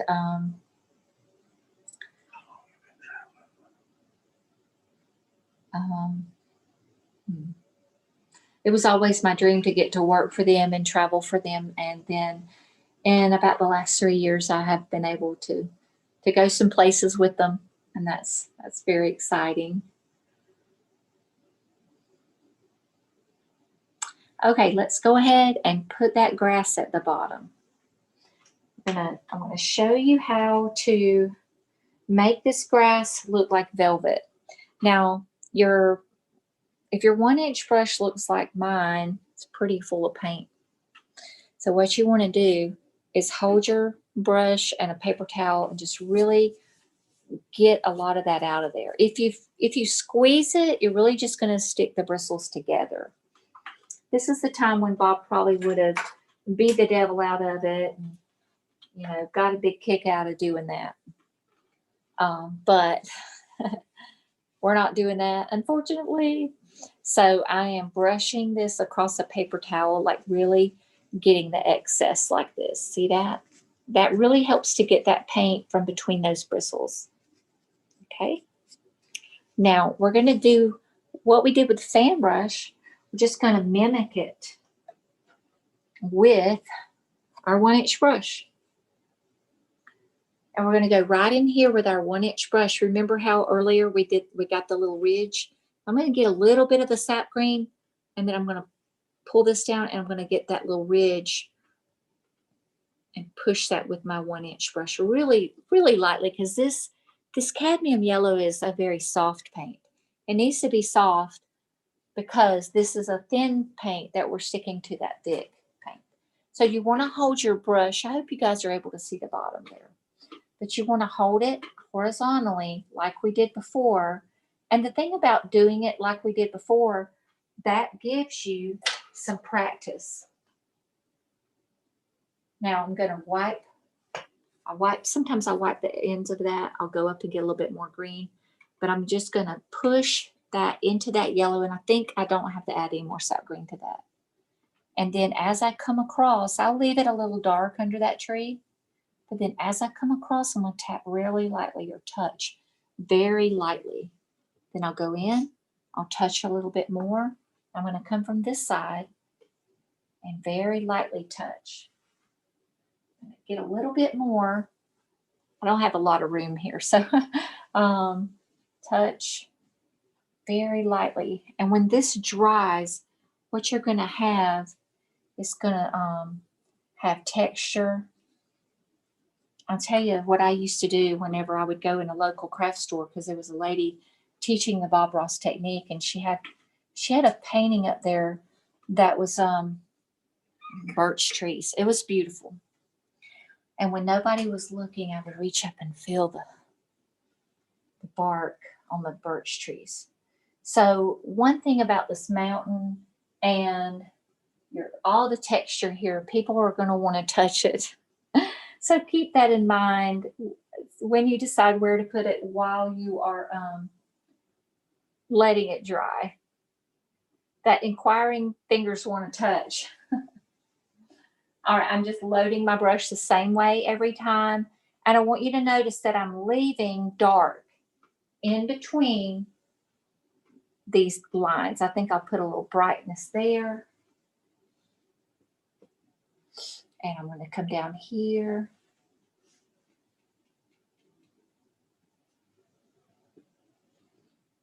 Okay, where else would I like a little bright? Maybe right there. As Bob would say, I'm going to put a little zinger in there. Got a little bit more green in this load. Okay. Let's see where we are. You know, Bob had a mean old director. I don't have a mean old director, but I'm watching the clock. Okay, so there's my velvety grass. Okay, well, folks, work on that. We do have a question. Sure.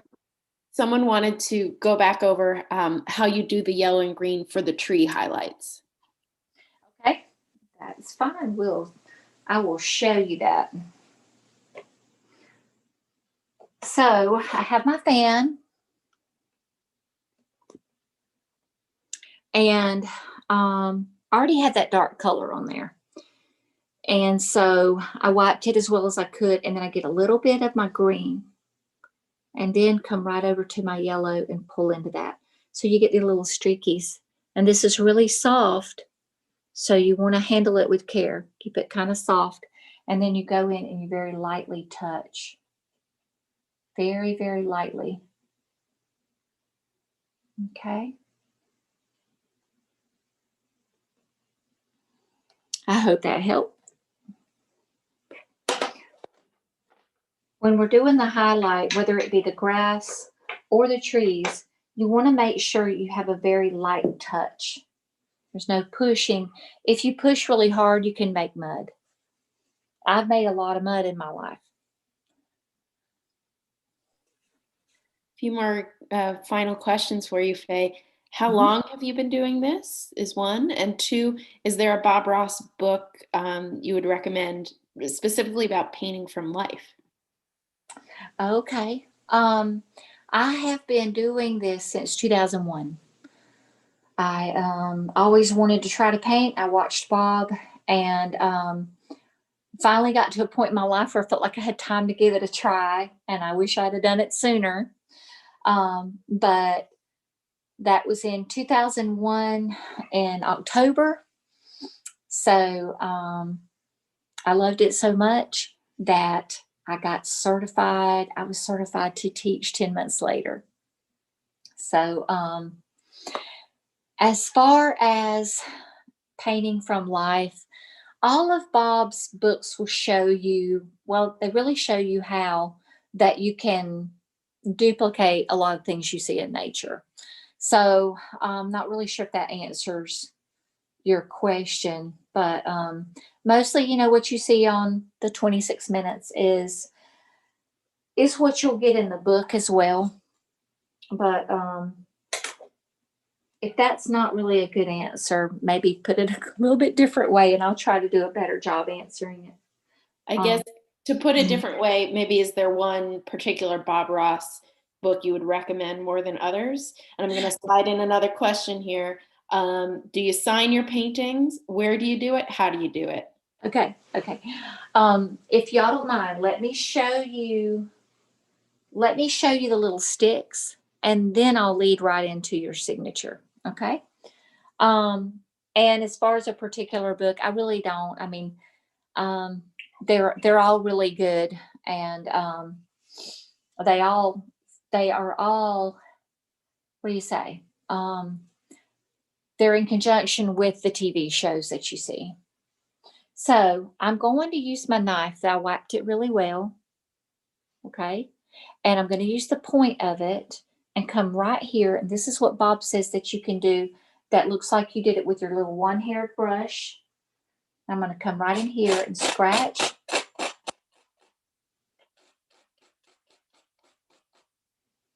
And you could like do your signature that way. Or you can use a liner brush, which I really am not able to teach that today because we're not using paint thinner. Okay. But a lot of times my students will sign it on the back when they get home, or once it dries, they'll sign it with thinned out paint. Okay. And I don't know if they're gonna, if this video is gonna end. I know we're right at time. But I did want to make sure I squeezed all that in time. So we're okay, Faye. We can run a couple more minutes. Okay. And that's pretty much it. I don't know if you can see my initials there, but now Bob always signed his, I think, with the bright red paint. We don't have that in our palette today, but he would use a liner brush, which was a number 2 script liner, and a little bit of paint thinner. He would drop that into some the bright red and thin it to where it was the consistency of ink, and go in and write Bob Ross on there. So if you have that, that's what I would suggest you do. But like I say, you can either sign it on the back on the stretcher bars with a Sharpie. There's lots of ways you can do it. You can scratch it in like I just scratched mine in right there with a knife. But I really hope y'all had fun. I enjoyed teaching you. And yeah, I'll stand here as long as you have questions for me, and I'll answer them.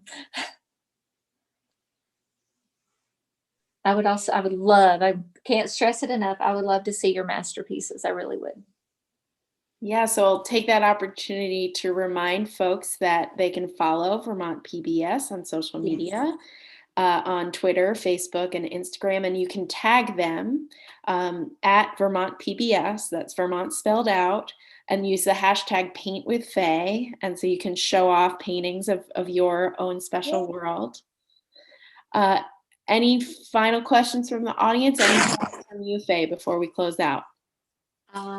That's it. I mean, I'm just really thankful to have been allowed to do this. So thank you so much for letting me enjoy the share of painting. It's a long night. Share the joy of painting with you. And I would love to, hear from you. And thank you, Vermont PBS, for having me. Yeah. And thank you, Andrea, for doing such a great job. Oh, this was so fun to do with you, Faye. Thank you so much for your wonderful instruction. It was a joy for me to watch and take part in. Thank you everyone for joining us this evening. This video will be posted on Vermont PBS's YouTube page later in the week. You can watch Joy of Painting with Bob Ross every day on Vermont PBS Create. Thank you, and remember, as Bob Ross said, we don't make mistakes, just happy little accidents. That's right. Thank you. Good night, everyone. Thank you. Bye-bye.